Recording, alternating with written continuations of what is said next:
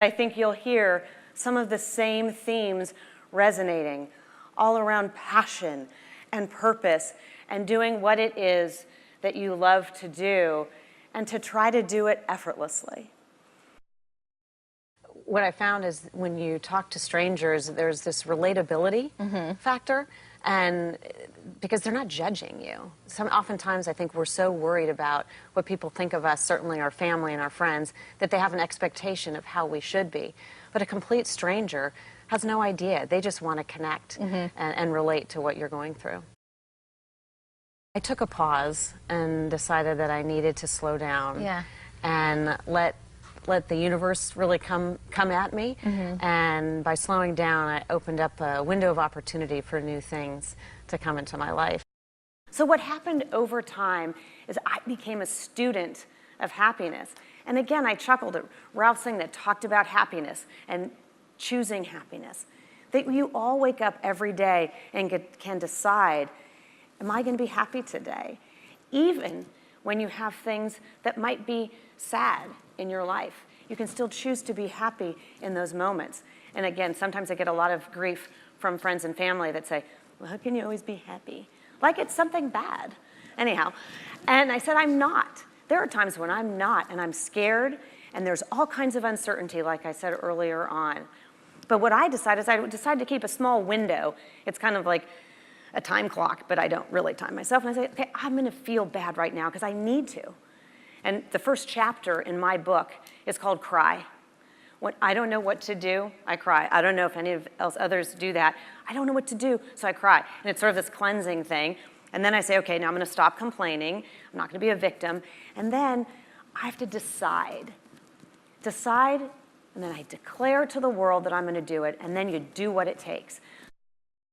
About a month in, I received a phone call, and I'm hoping that any of you salespeople aren't Doug in the room. But this call went something like this. I got to my office, and I saw the blinking light on my phone. I never get calls on my phone, but I better check it. So I have a voicemail. Hi, Amy, it's Doug. Give me a call back. Simple enough. I asked around a few people, is there a Doug here, someone I should call back? I didn't get a response. So I called Doug back.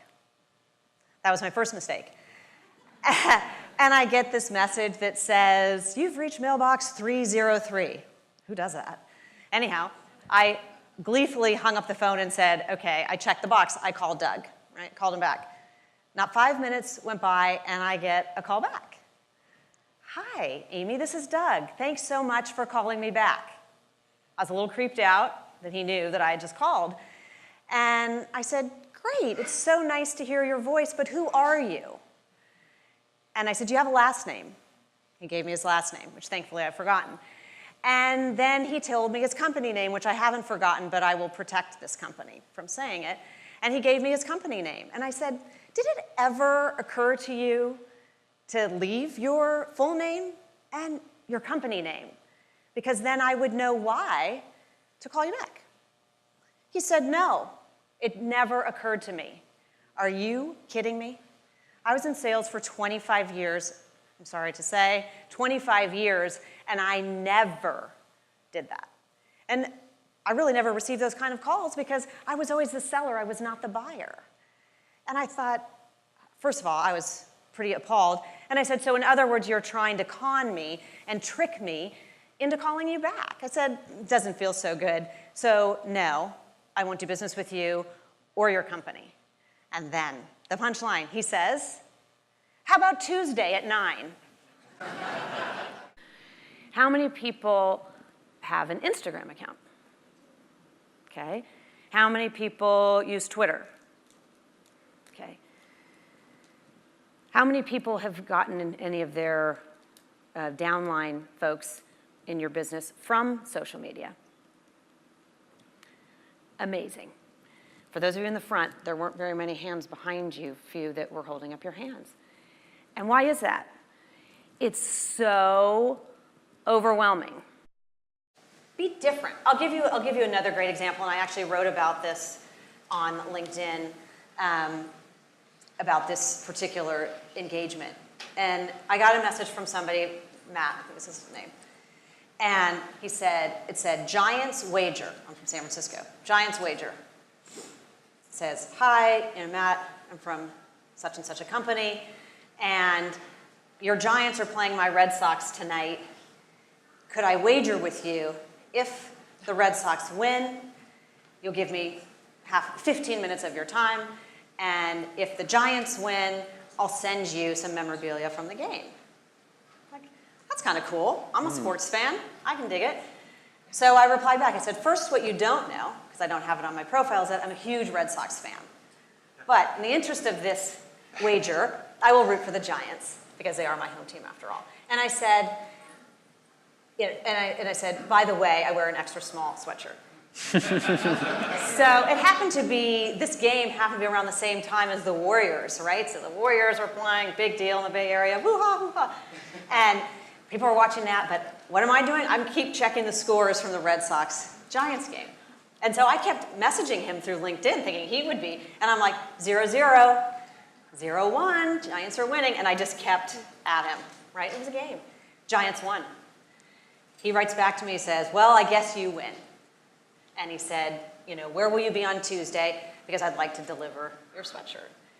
And I said, so I'll be in this office. Nice. I'll be in this office, and I'm running a meeting that day. So just ask me at the front desk, and I'll sneak out, and I'll come meet you.